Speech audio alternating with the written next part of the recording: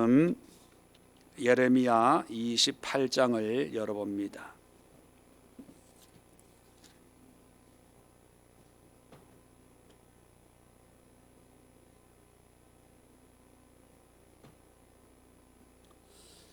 예레미야 28장 6절로 11절 말씀입니다.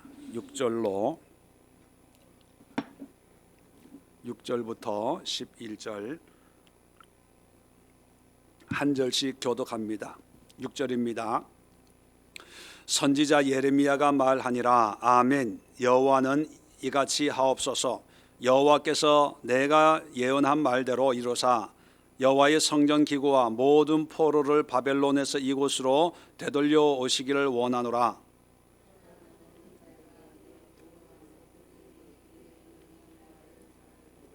나와 너 이전의 선지자들이 예로부터 많은 땅들과 큰 나라들에 대하여 전쟁과 재앙과 전염병을 예언하였느니라.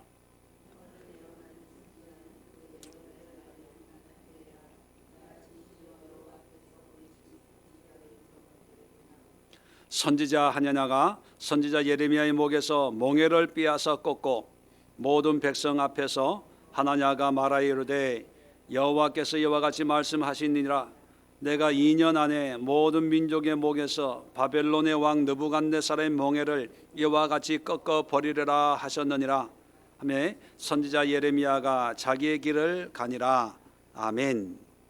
자, 오늘 이 말씀을 가지고 예레미야 28번째 시간으로 말씀의 분별이라고 하는 제목으로 은혜를 나누고 기도하려고 합니다.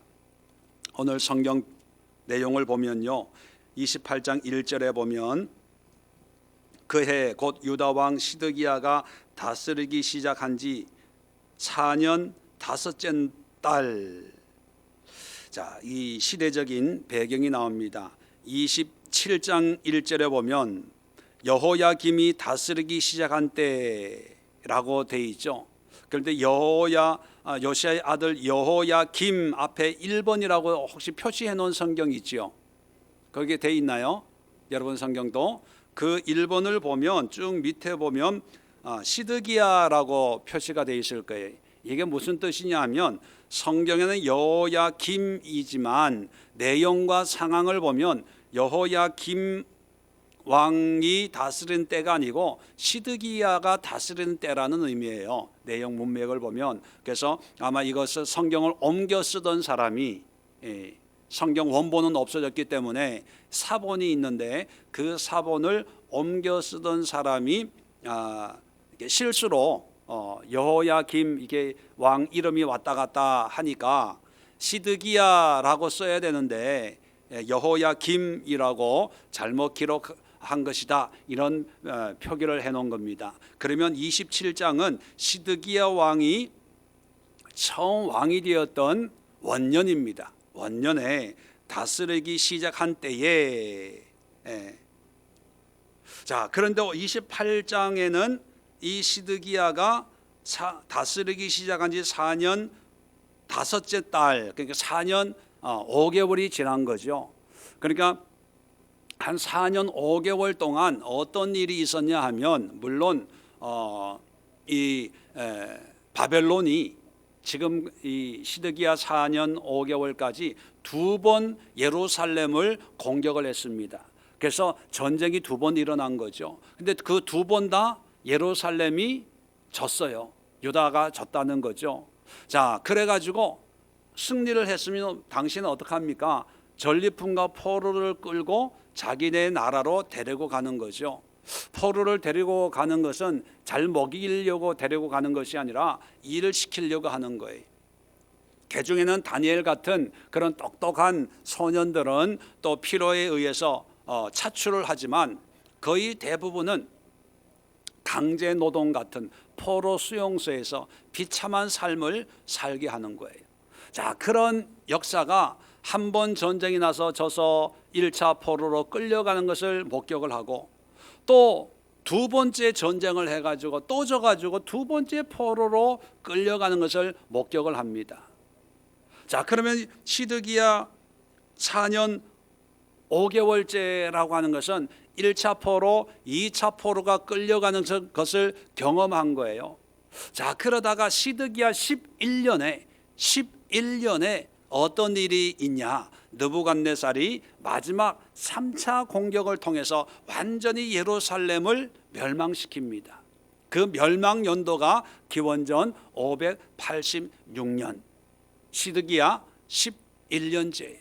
그때 이 시드기야는 두 눈이 뽑혀가지고 짐승처럼 쇠 고랑을 차고 맨발로 바벨론으로 왕이 포로로 끌려가는 그런 운명을 맞이하게 됩니다. 그런 멸망 바로 전에 한 7년, 11년에 망했으니까 4년 5개월이니까 얼추 한 7년 정도만 지나면 이제 운명이 바뀌게 되는 그런 때에 누가 등장하냐 하면 1절에 선지자 하나냐가 여호와의 성전에서 제사장들과 모든 백성이 보는 앞에서 내게 말하되, 자, 하나냐라고 하는 선지자가 등장을 합니다. 2절에 보면 뭐라고 얘기하냐면 만군의 여호와 이스라엘의 하나님이 이같이 일러 말씀하시기를 내가 바벨론의 왕의 몽해를 꺾었느니라. 자, 바벨론 왕의 몽해를 꺾었다는 것은 뭘까요? 바벨론으로부터 독립을 한다는 거예요. 바벨론의 몽해 알죠? 소나 낙이 이렇게 일 시킬 때 목에 거는 거, 그걸 꺾었다는 것은 일 안 시킨다는 거예요. 자유케 된다는 거죠. 자, 3절에 내가 바벨론의 왕 느부갓네살이 이곳에서 빼앗아 바벨론으로 옮겨간 여호와의 성전 모든 기구를 2년 안에 다시 이곳으로 되돌려 오리라. 또 4절에 내가 또 유다의 왕 여호야김의 아들 여고니야와 바벨론으로 가면 유다 모든 포로를 다시 이곳으로 돌아오게 하리니 이는 내가 바벨론의 왕의 몽해를 꺾을 것임이라 여호와의 말씀이니라 하니라. 자, 1차 포로, 2차 포로로 끌려갔는데 하나냐가 뭐라고 그러냐면 2년 안에 그 사람들이 빼앗겼던 물건 다 가지고 돌아올 거라는 거죠. 그리고 바벨론으로부터 독립을 한다는 거예요. 그런데 여러분, 예레미야는 지금까지 무슨 하나님의 말씀을 전했나요? 거꾸로 돌아온다고 전했어요. 끌려가서 거기서 살아라, 종살이 해라, 이게 하나님의 뜻이다, 그렇게 전했나요? 예, 예레미야는 끌려가라, 아니다, 70년 동안 종살이 해야 된다, 그렇게 전했어요. 자, 그러면 여러분, 결과를 모른다 치고 여러분들이 당시 예루살렘 백성이라고 치면 하나냐의 말을 좋아하겠어요? 예레미야의 말을 좋아하겠어요? 네. 자, 뭐 여러분 자신의 예로 비유하면 좀 그러니까 당시 사람들은 하나냐를 따르는 사람들이 많았겠어요? 예레미야를 따르는 사람이 많았겠어요? 네. 왜 하나냐의 말이 인기를 얻었을까요? 네. 예? 네. 좋잖아요. 2년 안에 다시 회복한다, 그게 하나님의 뜻이다, 하나님이 나에게 그렇게 말씀하셨다, 희망을 주잖아요. 반대로 예레미야는 70년 종살이 해야 된다, 끌려가야 된다, 하나님의 심판을, 하나님의 징계를 너희가 받아야 된다. 싫잖아요. 부담되잖아요. 결과가 어떤 좋은 모습이 아니잖아요. 반대로 하나냐는 너무 좋아요. 지금 가족들이 죽고 가족들이 포로로 끌려갔는데 그 가족들이 돌아온다고 하니까 좋고, 재산도 다 빼앗겼는데 그 재산이 다시 하나님이 회복시켜 준다니까 이거 싫어할 사람 누가 있어요? 그러니까 예레미야 말을 안 듣고 하나냐 말을 듣는 거예요. 그 결과 하나님의 말씀에 순종하는 것이 아니라 그냥 막연한 기대와 하나님이 그렇게 해 주시겠지 뭐. 자, 이 사람들도 하나님을 믿어요. 그런데 그 하나님을 믿는 것이 하나님의 말씀하는 걸 믿는 게 아니라 자기가 믿고 싶은 것을 믿는 거예요. 그런데 본인들은 그걸 알까요, 모를까요? 몰라요. 왜? 하나냐 선지자가 하나님의 말씀이라고 선포했으니까 그냥 그렇게 믿는 거예요. 그런데 그 결과는 나중에 7, 8년 지난 다음에 확연히 드러나는 거죠. 아니 7, 8년까지 기다릴 필요가 없이 2년이 지나도 돌아오지 않는 거예요. 3년이 지나도 돌아오지 않는 거예요. 내년이나 후년이나 이제 7년째 시드기야 11년에 돌아오기는커녕 돌아오긴 돌아왔는데 누가 돌아왔어요? 느부갓네살이 돌아왔어요. 느부갓네살이 돌아와가지고 예루살렘을 다 불태워버리고 예루살렘을 다 폐허로 만들어버린 거예요. 그제서야 탄식을 하면서 아니구나 아니구나 라고 했지만 이제 어쩔 수 없는 거죠. 여러분, 다 하나님의 말씀이라고 그래요. 하나냐도 하나님의 말씀이다. 예레미야도 하나님의 말씀이다. 오늘날 또 보면 다 목사님들이 하나님의 말씀이라고 가르쳐요. 부흥회도 다 하나님의 은혜요 성령이라고 얘기해요. 기도원에서도 다 하나님이 하셨다, 하나님의 은혜다, 성경 말씀 보고요 예배 드려요. 이단들도 성경 말씀 하나님 예수님 다 그래요. 어떤 사람들 헷갈려 해요. 이런 목사님 이렇게 설교하던데요, 이 교회는 이렇게 하던데요, 저렇게 하던데요. 어떤 분들은 요즘 헷갈립니다. 뭐가 헷갈리는데요? 어떻게 믿어야 될지 모르겠어요. 헷갈릴 거예요. 왜냐하면 이 사람 얘기 들으면 이런 것 같고 저 사람 얘기하면 저런 것 같고 제 얘기 들으면 또 이렇게 살아야 될 것 같고, 그럴 때 우리는 어떻게 분별합니까? 어떤 사람들은요 참 무책임하게 이렇게 얘기합니다. 목사님들이 그렇게 가르쳤잖아요. 여러분, 그렇게 가르친 지도자가 오늘날만 있었던 게 아니라 시대마다 다 있었어요. 잘 바르게 가르치는 목자가 있고 잘 가르치지 못하는 목자가 그 시대마다 있었어요. 그런데 예수님도 요한복음에 목자는 양의 음성을 듣고 양은 그 목자의 음성을 아느니라. 그냥 인도한다고 쫄쫄 따라다니는 게 아니고 바르게 인도하는 목자의 음성을 들을 수 있는 그런 분별력이 양들에게 있어야 되는데, 여러분, 만약에 우리가 하나님 보호자 앞에 가서 심판을 받는다고 상상을 하면 어떤 분들은 그럴 거예요. 너 왜 이따구로 신앙생활 했냐? 예, 우리 목사님이 이렇게 가르치던데요. 그러면 그 모든 책임이 목사님한테 갈까요? 여러분, 천만에 안 가요. 믿음은 1대1이에요. 그런 목자를 따른 책임 또한 우리가 져야 되는 거예요. 그러니까 그렇게 잘못 인도하는 목사도 책임이 분명히 있을 거예요. 그런데 그렇게 아무 분별도 없이 쫄래쫄래 따라가다가 책망받는 그런 그 양들에게도 분명한 책임이 있습니다. 면할 수 있는 게 아니에요. 우리끼리는 누구 때문에 뭐 이렇게 저렇게 하지만 분별해야 된다는 겁니다. 분별해야 된다는 거예요. 마태복음 7장 15절로 16절에 거짓 선지자들을 삼가라. 양의 옷을 입고 너에게 나오나 속에는 노략질하는 이래라. 그들의 열매로 그들을 알지니. 거짓 선지자를 분별해야 된다는, 분별. 어떻게 분별하냐? 그들의 열매로 알지니. 알지니라고 하는 것은 분별하면 안다는 거예요, 모른다는 거예요? 안다는 거예요. 열매로 알지니 왜 분별을 안 하냐는 거예요. 다시 말하면 거짓 선지자를 책망하는 것이 아니라 거짓 선지자를 따라다니는 사람들에게 대한 책망이 포함되어 있는 거예요. 왜 열매로 알지니 왜 그걸 알지 못하고 그렇게 사냐, 그런 의미예요. 디모데후서 2장 15절에 너는 진리의 말씀을 옳게 분별하며 부끄러울 것이 없는 일꾼으로 인정된 자로 자신을 하나님 앞에 드리기를 힘쓰라. 여러분, 자신을 주님 앞에 드리기를 힘쓰는데 어떻게? 진리의 말씀을 옳게 분별하며 부끄러움이 없는 일꾼으로 인정되는 자로.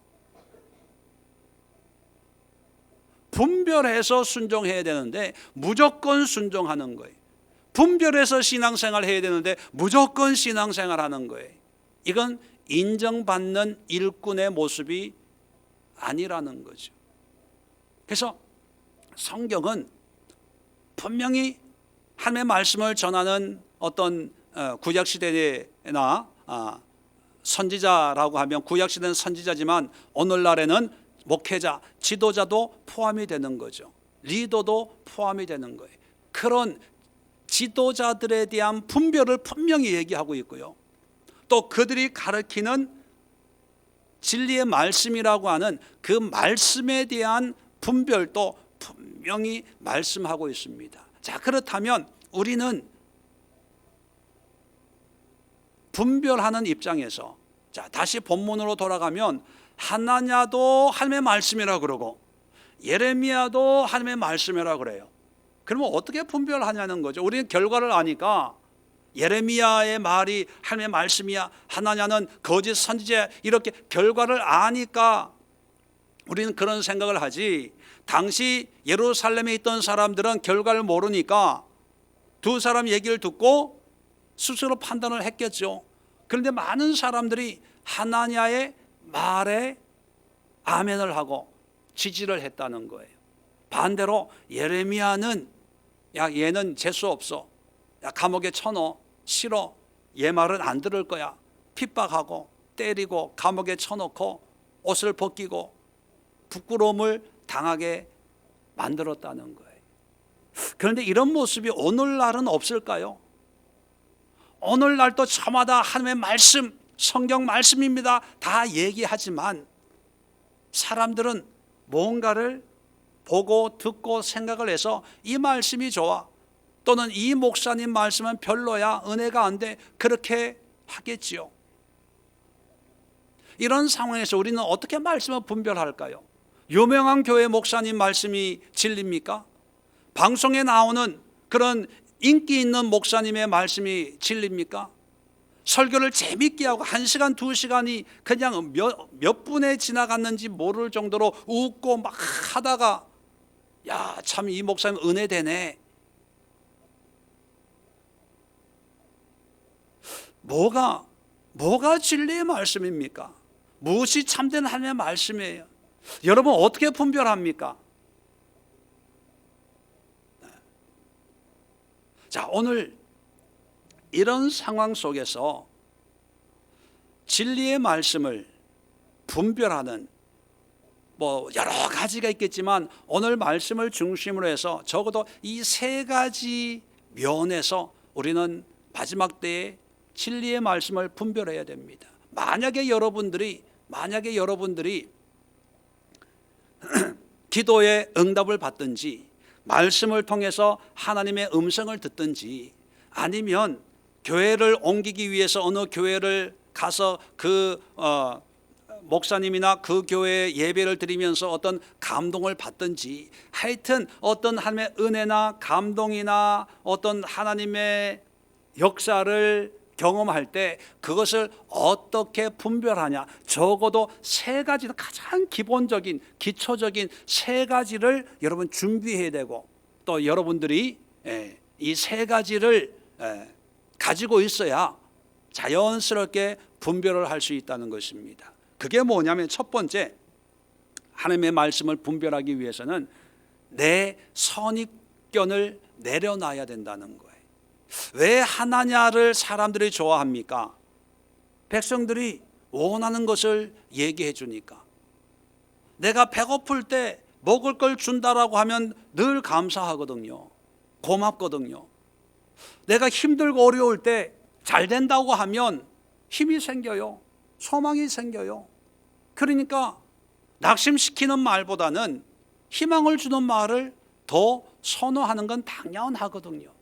내가 답답할 때 누가 나에게 위로의 말을 해주면 그게 은혜고 그게 고마운 거죠. 어떻게 내 마음을 이렇게 알고 이 목사님이 나를 위해서 기도해 주는데 구구절절히 나 들으라고 하는 말 같아. 은혜가 된다고 생각하는 거예요. 그래서 그것이 하나님의 뜻이라고 믿고 싶은 거예요. 그렇게 되어 2년 만에 돌아온다. 이 말이 비록 하나님의 뜻이 아닐지라도 그냥 내 마음이 2년 지나면 좀 돌아왔으면 좋겠다라고 하는 그냥 기대고 바람이고 기도 제목이니까 그래도 하나냐 목사님을 따르는 것이 그냥 내가 편하니까 아마 그런 생각을 가지고 하나냐를 따르는 사람들도 있었을 거예요. 오늘 성경에 보면 재미난 그런 에피소드를 기록하고 있는데요. 뭐냐 하면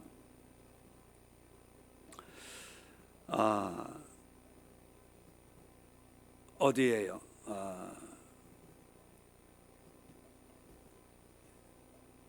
10절에 보면 선지자 하나냐가 선지자 예레미야의 목에서 멍에를 빼앗아 꺾고 11절에 느부갓네살의 멍에를 이같이 꺾어 버리래라 하나님이 이렇게 말씀했다 이렇게 얘기하는 장면이 나와요.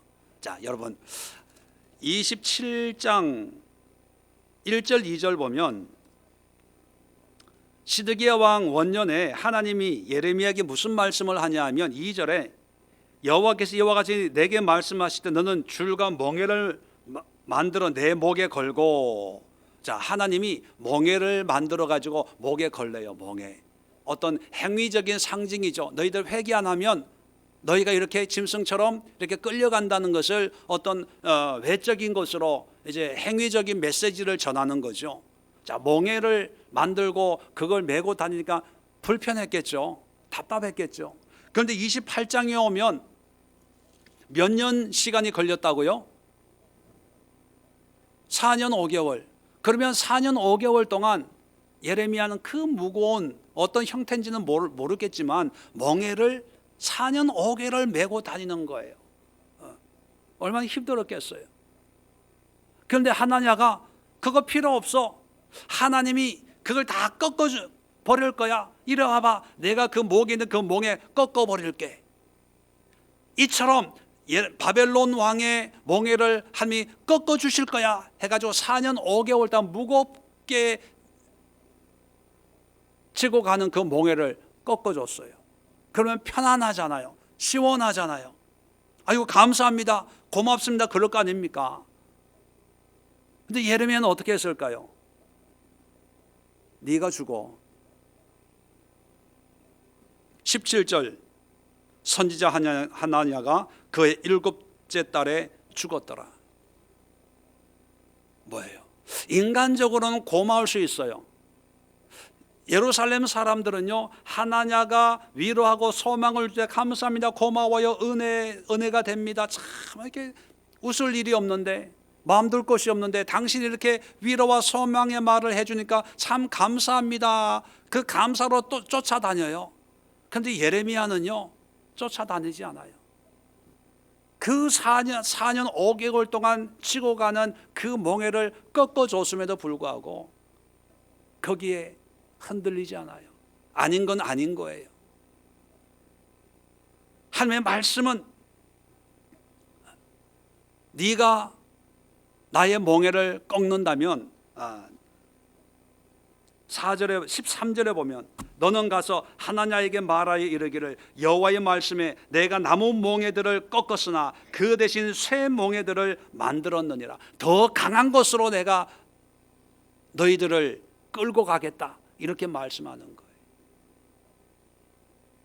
왜 사람들은 하나냐의 말에 기울었냐 하면 내 생각, 내 마음, 내 형편, 내 사정, 내 입장 이런 것 때문에 끌리는 거예요.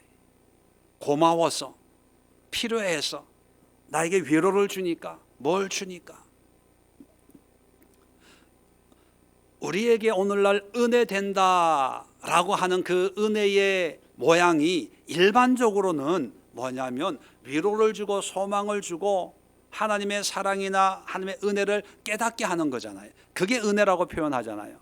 은혜 설교 듣고 은혜 됩니다 하는 것은 주로 어떤 거예요? 더 많이 알게 되고 깨닫게 되고 또 하나님에 대해서 뭔가 이게 좋은, 그런데 성경을 보면 하나님이 주신 은혜는 그런 모습의 은혜가 아니라 우리에게 심판과 저주와 책망과 고통과 아픔과 찔림과 자책과 이런 것을 주거든요. 근데 그것을 우리는 은혜라고 여겨요? 안 여겨요? 안 여겨요. 그게 문제. 왜요? 왜 안 여길까? 그 이유가 하나님의 말씀의 능력이 크냐 안 크냐에 있는 게 아니라 내 안에 있다. 내 안에 내 마음이 그것을 은혜로 여기고 싶지 않는 생각이 있는 거예요. 그러니까 하나님의 음성을 분별하려면 이것을 다 내려놔야 돼요. 어떤 분들은 나는 이건 절대로 못해, 이런 건 내 스타일이 아니야, 그런 분들은요 하나님의 음성을 분별할 수가 없어요. 왜? 분별한다고 해도 그 스타일대로 분별하기 때문에 하나님이 내 기분으로 내 생각으로 내 스타일로 그렇게 말씀합니까? 아니에요. 가래떡을 뽑을 때 그 가래떡 나오는 그 구멍의 모양에 따라 가래떡이 결정이 되는 거예요. 들어갈 때 떡은 다 똑같아요. 동그란 거 끼우면 동그란 것만 나오는 거예요. 내 생각이 동그라면요 하나님의 말씀이나 이런 것도 동그랗게 해석을 하니까 그게 제대로 분별하겠어요? 또 가래떡이 넓적한 것도 있잖아요. 그 주둥이가 넓적하면요 어떤 떡이 들어가도 나오는 건 그냥 넓적한 떡만 나오는 거예요. 그 생각의 출구를 내려놔야 하나님이 만드는 이것은 동그랗고 이것은 삼각형이고 이건 넓적하고 그것을 이것이 하나님의 뜻이구나, 이것이 하나님이 나를 통해서 말씀하시는 거구나, 그걸 아는데 늘 우리의 생각을 가지고 하나님 은혜를 주세요, 하나님 말씀 주세요. 그런데 그 말씀이 항상 내가 원하는 동그란 거, 거기에 은혜를 받는 거예요.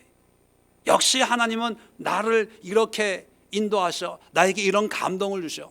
그런데 사실 동그란 것만이 아니라 하나님은 삼각형도 주고 넓적한 것도 주고 사각형의 말씀도 주거든요. 그런데 그것은 줘도 하나님이 말씀하셔도 우리가 말씀했다고 인정을 안 하는 거예요.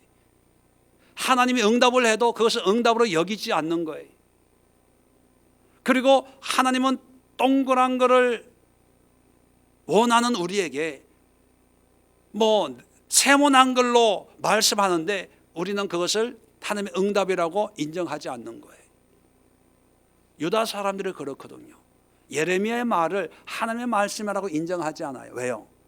내 환경과 상황에 따르는 그런 기대가 회복이고 승리하는 거고 포로들이 돌아오는 거니까 그런 기대와 소망을 가지고 있는데 어느 날 하나냐가 그런 말씀을 선포하니까 너무 은혜되는 거예요. 감동되는 거예요. 내가 그토록 사모했던 말씀이 이 사람을 통해서 나에게 하나님이 주시는구나, 다 그렇게 믿는 거예요.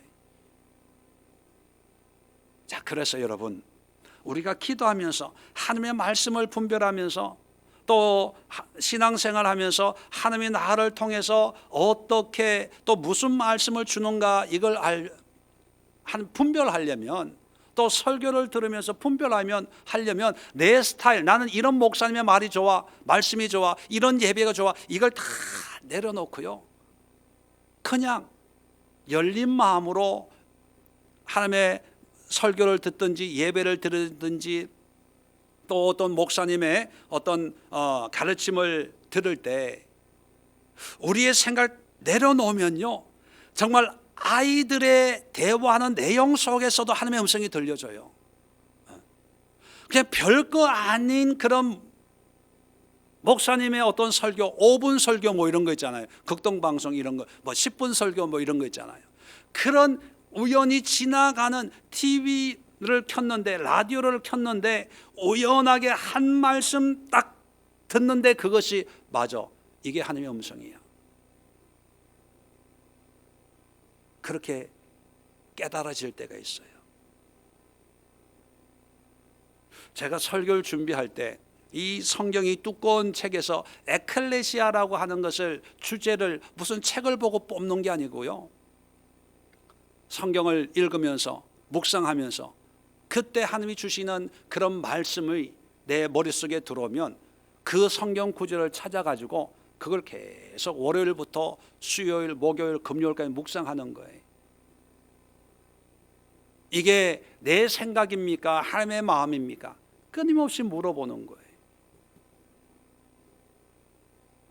물어보고 이게 내 생각이나 내 욕심이나 내가 예수의 교회를 인간의 어떤 원리나 원칙으로 끌고 가는 것이 아니라 성경에서 말하는 하나님의 뜻이구나, 하나님의 마음이구나, 그게 이제 정리가 될 때 이제 컴퓨터에 앉아가지고 말씀을 정리하고 설교하는 거예요.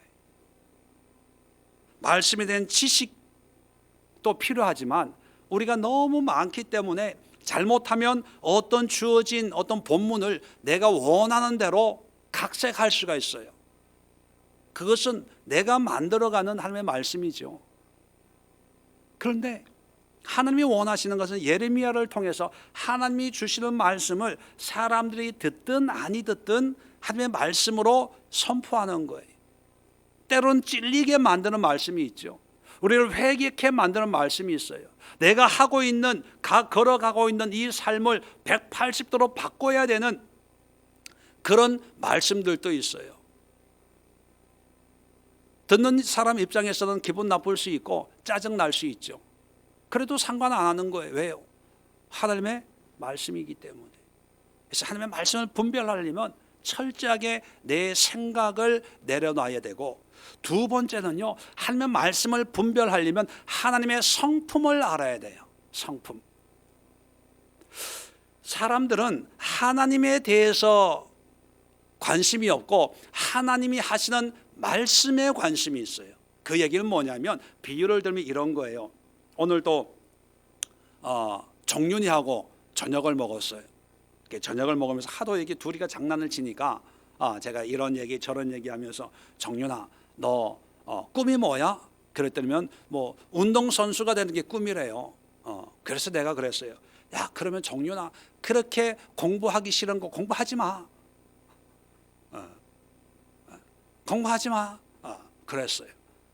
그러면 정윤이가 내가 공부하지 말라고 그랬다고 집에 가가지고, 아빠, 우리 목사님이 영빨이 있는 우리 목사님이 나보고 공부하지 말래. 그래서 나 이제부터는 공부 안 할래. 운동만 열심히 할래. 축구 선수가 될래. 박지성 같은 축구 선수가 되는 게 꿈이래요. 그래가지고 이제 공부를 안 한다고 하면 제 의도를 제대로 안 거예요? 모르는 거예요? 모르는 거예요. 왜요? 정윤이 입장에서는 분명히 내가 공부하지 마라고 들었거든요. 그래서 목사님이 이렇게 했으니까 난 공부 안 해. 순종을 잘한다고 칭찬을 해야 되는데 어디에 문제가 있는 거예요? 내 의도, 내가 어떤 마음을 가지고 그런 얘기를 했는지에 대해서는 관심이 없는 거예요. 그냥 목사님 공부하지 말래. 또 여자친구가 많다 그러더라고요. 그래서 오늘 얘기한 거 다 나오네. 그래서 너 참 이상하다. 그랬더니 나 원래 이상해요.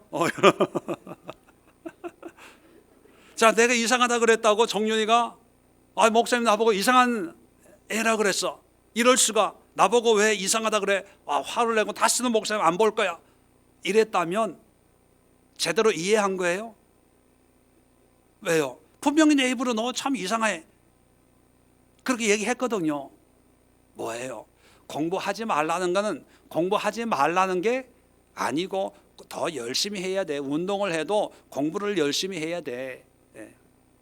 또 이상하다는 것은 네가 이상하다는 게 아니라 그렇게 행동하고 하는 게 이상한 거야, 고쳐야 돼, 이런 의미거든요. 우리가 말씀을 또 하나님의 감동을 받을 때 그 감동 자체에만 매이면 이상하게 되는 거예요. 대표적인 게 은사 자랑하시는 분들에게 나타나는 현상들인데, 은사를 받으면 너무 좋아가지고 이것이 마치 하나님이 자기를 특별히 사랑하는 줄 알아요. 그래서 막 무슨 은사가 있으면 막 기도해 주고 싶고 막 뭐 자꾸 해주고 싶어요. 그래서 그 기도해 줄 때 그 기도 받는 사람이 받은 은혜를 보면서 또 막 방언이 터지고 뭐 이런 걸 병이 치료받고 이런 걸 보면서 흐뭇해 하거든요. 그러면서 하나님이 나에게 이런 일을 하라고 나에게 이런 은사를 주었구나, 이렇게 생각을 하는 거예요. 여러분, 물론 은사가 임합니다. 그런데 하나님이 주시는 그 은사를 주시는 마음을 이해해야 그 은사를 하나님의 뜻 가운데 써먹을 수 있어요. 그런데 거의 대부분의 사람들이 그 은사를 받고 난 뒤에 하나님이 나에게 뭘 하라고 이런 은사를 주었는지는 생각하지 않고 그 은사대로 은사를 써먹기에 바빠요. 자, 그래서 은사 사역자들은요, 거의 길게 잡아서 5년, 한 10년 정도 가면요, 흔적도 없이 사라져요. 흔적도 없이. 하나님이 걷어가시거든요. 하나님의 뜻대로 안 쓰는 거예요. 내가 정윤이에게 돈 100만을 주는 이유는, 그럴 리도 없겠지만 100만 원 주는 이유는 뭡니까? 떡볶이 사 먹으라고 주는 걸까요? 부모에게 갖다 주든지 나중에 대학 갈 때 쓰라고 주든지, 지금이 아니라 더 큰 일을 위해서, 더 중요한 일을 위해서 요긴할 때 쓰라고 주는 거지. 100만 원 가지고 떡볶이 사 먹고 호떡 사 먹고 핫도그 사 먹고 뭐 이렇게 쓰라고 주는 거는 절대로 아니에요. 차라리 1,000원, 10,000원 주면 나가서 군것질거리 사 먹으라고, 그런 의미가 담겨져 있잖아요. 중요한 것은 하나님의 마음이에요.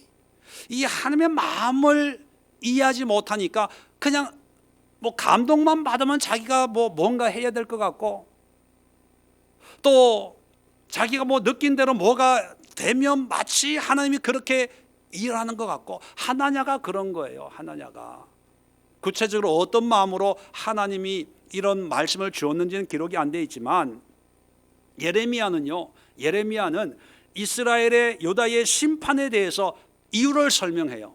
왜 하나님이 예루살렘을 심판하고 왜 하나님이 너희들을 바벨론을 통해서 징계의 채찍을 드는지 계속 설명을 해요. 설명을 하면서 그러니까 하나님께 돌아와라, 회개해라, 죄를 자복해라 그러는데, 하나냐는요 이유를 설명 안 해요. 그냥 여호와의 말씀이래요. 이유가 없어요. 왜 하나님이 2년 만에 돌아오게 하는지 그 이유가 없어요. 이유가 없다는 얘기는 무슨 얘기입니까? 그냥 무조건 하나님의 말씀이라고 감동받은 거예요. 그냥 그런 은혜를 받은 거예요. 그러니까 그냥 그대로 말하고 그대로 행동하는 거예요. 종윤이가 목사님 공부하지 말랐다고 집에 가서 공부 안 하는 거예요. 학교도 안 가는 거예요. 그러면서 목사님이 가라사대, 목사님이 말씀하시되 나보고 공부하지 말라 그랬어요. 참 믿음 좋죠.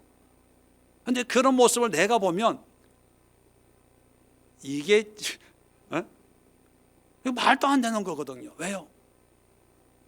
내 입에서 나온 그 말 한마디 한마디가 중요한 게 아니라 왜 그런 말을 하고 왜 그렇게 공부하지 말라고 그랬을까, 그걸 깨닫고 목사님이 공부하지 말라는 게 열심히 공부하라고 권면하는 거구나, 이렇게 깨달을 때 그것이 내 마음을 바르게 분별하는 거거든요.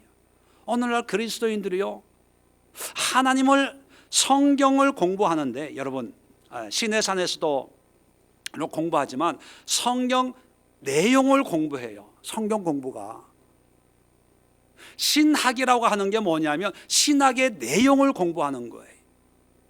신학교 가면요 하나님 예수님 얘기 별로 안 해요. 칼 발트가 어땠고, 루돌프 풀트만이 어땠고, 하르낙이 어땠고, 칼빈이 어땠고, 루터가 어땠고, 무슨 책의 저자가 어땠고 그래요. 물론 필요하죠. 그런데 중요한 것은요, 그 모든 걸 통해서 우리는 하나님을 알아야 돼요. 하나님을. 성경 공부 백날 해봐도 하나님의 마음, 하나님의 의도를 모르면 성경 공부는 아무 의미가 없는 거예요. 하나님의 마음, 하나님의 마음으로 이 성경을 볼 때 여기에 눈물이 있고 감격이 있고, 또 하나님의 마음으로 이 성경을 읽을 때 하늘을 나는 기쁨과 감사가 있고 그런 거예요. 근데 요즘에는 하나님의 마음에는 관계없고요, 성경의 내용에 대해서 이 성경은 이렇게 해석을 하고, 학자들은 이렇게 보던 학자도 있고 저렇게 보던 학자들도 있고, 이것은 몇 년도에 지어진 거고, 다 그런 걸로 지식만 자랑해. 그러니까 더 교만해지는 거예요. 가르치려고 하는 거예요. 들으려고 안 해요. 그러다 보니까 하나님의 말씀이라고 하는 그런 헤드라인을 가지고 다 자기의 생각만을 전하다가 하나님으로부터 점점 멀어지는 그런 모습을 봅니다. 여러분은 하나님의 마음, 하나님의 성품에 대해서 얼마나 알고 있습니까? 하나님의 마음을, 하나님이 어떤 분인가를 알고 그분의 말씀을 들어야 해석이 되는 거예요. 분별이 되는 거예요. 세 번째로는요, 하나님의 성품을 알려면 어떻게 해야 됩니까? 기도 많이 하면 하나님의 마음을 알 수 있을까요? 아니에요. 성경으로 돌아가서 유일하게 하나님이 내가 어떤 하나님, 내가 어떤 사람인가를 알려주는 것이 바로 성경이에요. 성경 외에는 없어요. 성경 외에는. 성경으로 돌아가서 이 하나님이 말씀하시는 것을 들어야 되는데, 자, 8절 보십시다. 8절 예레미야가 뭐라고 얘기하냐면, 나와 너 이전의 선지자들이 예로부터 많은 땅들과 큰 나라들에 대하여 전쟁과 재앙과 전염병을 예언하였느니라. 뭐예요? 이게 무슨 뜻이냐면, 나는 예레미야예요. 나와 너의 이전 선지자, 너의 이전은 그 하나냐를 얘기하는 거예요. 너 이전의 선지자들이 옛날부터 많은 땅들과 큰 나라, 바벨론에 대해서 얘기하는 거죠. 전쟁과 재앙과 전염병을 예언하였다. 무슨 얘기냐면, 나만 하나님의 심판을 얘기한 게 아니고 너 전에도 나 외에도 다른 사람들이 내가 예언한 이 말씀을 그 사람들도 예언을 했다는 거예요. 역사적으로 보면요, 성경을 보면 예레미야만 예루살렘의 멸망을 예언한 게 아니고요, 누가 예언했어요? 이사야도 예언을 했어요. 하박국 선지자도 예언을 했어요. 아모스 선지자도 예언을 했어요. 미가 선지자도 예언을 했어요. 이 사람은 다 예레미야 앞서 활동한 선지자들이에요. 이사야, 호세야, 미가, 아모스, 이 사람들도 그 성경을 읽어보면 다 회개하라, 하나님께 돌아와라, 삶을 돌이켜라, 그런 내용이거든요. 그리고 예레미야가 이 유다가 멸망하기 전에 예레미야를 세워서 마지막 하나님의 말씀을 전하게 했어요. 예레미야 혼자만 이런 말씀을 한 게 아니라는 거예요. 좀 더 가보면 다른 선지자들도 이런 말씀을 했는데, 사람들은 그런 선지자들 얘기를 그냥 귓등으로도 안 듣는 거예요. 그리고 예레미야가 그렇게 얘기하니까 재수없게 그런 얘기한다고 우리 핍박하는 거죠. 나중에 예를 들어서 아마 예루살렘이 멸망하고 난 뒤에 예루살렘 사람들이 예레미야 보고 아유 미안합니다, 죄송해요, 우리가 몰랐어요, 아마 사과를 한다면 아마 예레미야가 이런 얘기를 아마 했을 거예요. 나한테 사과하지 말고 이미 돌아가신 150년 전에, 이사야 같은 경우에 한 100년 150년 전에 활동했던 선지자거든요. 그 사람들 한테 미안해해라. 왜? 그 사람들도 얘기했어. 나만 얘기한 게 아니라 호세아 선지자도 얘기했어. 미가 선지자도 얘기했어. 나만 얘기한 게 아니야. 아마 그런 얘기를 하지 않았을까요? 사람들은 그 보통 때는 들어도 그냥 지나가니까 안 들었다고 생각을 해요. 나중에 그 일을 당하면 왜 그때 얘기 안 해줬냐고 그렇게 물어요. 근데 여러분, 하나님의 말씀은요, 끊임없이 말씀하고 있어요. 제가 아니어도 누군가가 말씀했어요. 제가 이렇게 설교 안 해도 누군가가 분명히 설교를 했는데 안 듣는 거예요. 자, 그렇다면 여러분, 해 아래 새 것이 없다고요. 우리가 하나님의 말씀을 분별하기 위해서, 하나님의 성품을 알고 하나님의 뜻을 알고 하나님의 의도를 알기 위해서는 어디로 돌아가야 됩니까? 성경으로 돌아가야 돼. 이사야서로 돌아가야 되는 거예요. 호세아서로 돌아가야 되는 거예요. 아모스서로 돌아가야 되는 거예요. 미가서로 돌아가야 되는 거예요. 우리에게는 성경으로 돌아가면 거기에 다 있어요. 이단들은요, 성경 한 구절 한 단어를 가지고 끼워 맞춰서 자기의 이론이나 주장을 관철시키려고 합니다. 그런데 사람들은 거기 막 미쳐가지고 거기 빠져들어요. 왜 그런지 아세요? 성경 지식이 없어서 그래요. 성경 지식이. 참 안타까운 게 뭐냐면, 예를 들면 신천지 같은 경우에, 신천지 교인들은요, 전도를 할 때 성경 구절 달달달달 외워가지고 자기가 아는 그런 구절을, 성경을 착착 내밀어가지고 교회 다니는 사람, 신앙생활하는 사람을 공격을 해요. 그런데 기존의 신앙생활 하는 사람들이 신천지의 공격을 받으면 속수무책이에요. 속수무책. 이 뻥끗도 못해요. 하는 얘기가 뭐냐면, 우리 목사님이 이렇게 안 가르쳤는데, 이런 거 안 가르쳐 줬는데, 하여튼 이상한데 어떻게 반박을 못해요? 왠지 아세요? 지금까지 신앙생활 하면서 교회 봉사, 교회 충성, 교회 헌신에 대해서는 많이 배워가지고 교회 자랑은 잘해요. 근데 성경에 성경에는 하나님에 대한 것을 훈련을 못 받은 거예요.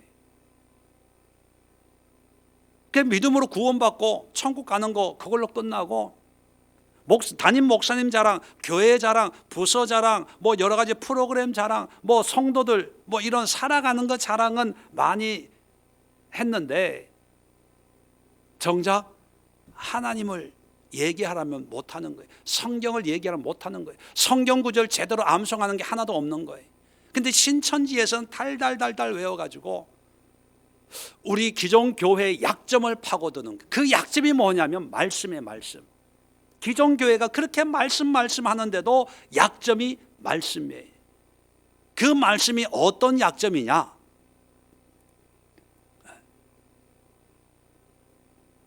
두루뭉술이하게 한다는 거예요.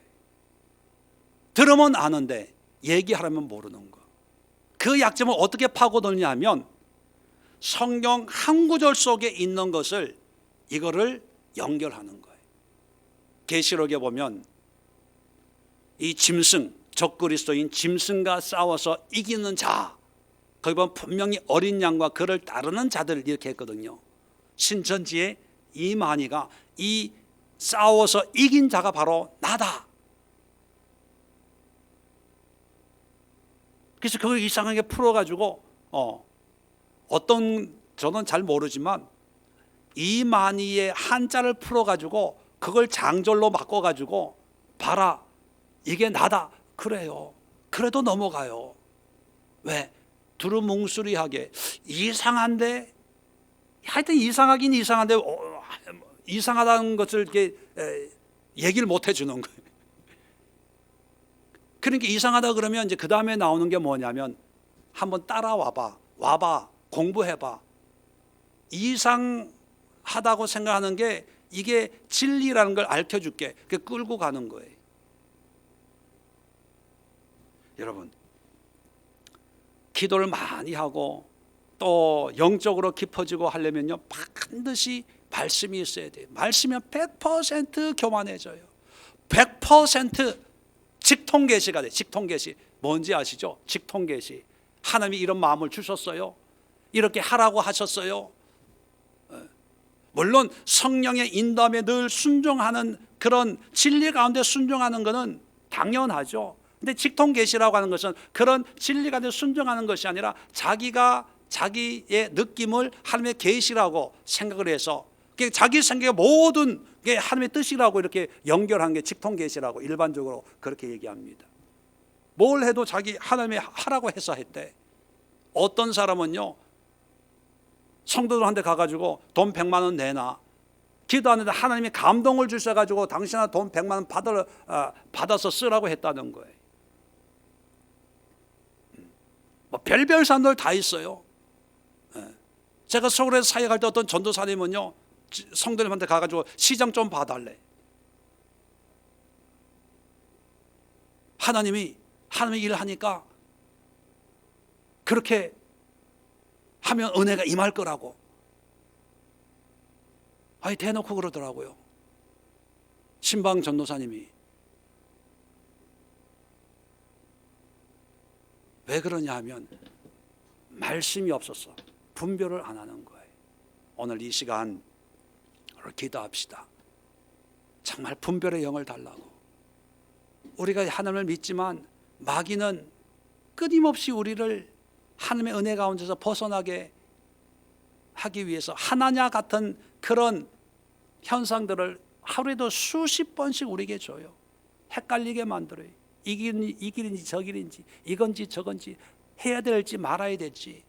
그럴 때 우리는 수십 번 분별해야 됩니다. 분별해야 돼요. 분별하기 위해서는 주여 나의 욕심을 내려놓게 하소서. 나의 생각을 내가 힘들고 어렵고 배고프고 뭐하고 그래서 빵을 준다고 할 때 이것이 하나님이 나에게 주시는 응답이라고 하지 말고 내가 배가 고파서 오늘 굶어 죽을지언정 하나님이 주시는 그런 은혜로만 만족할 수 있는 그런 하나님의 성품을 알게 하시고 그 하나님의 성품을 알기 위해서 하나님의 진리의 말씀으로 하나님을 분별할 수 있는 분별력으로 이 마지막 때를 믿음으로 살아낼 수 있도록 은혜를 달라고 우리 주여 한번 힘차게 외치고 합심해서 자유롭게 기도하는 시간 갖도록 하겠습니다.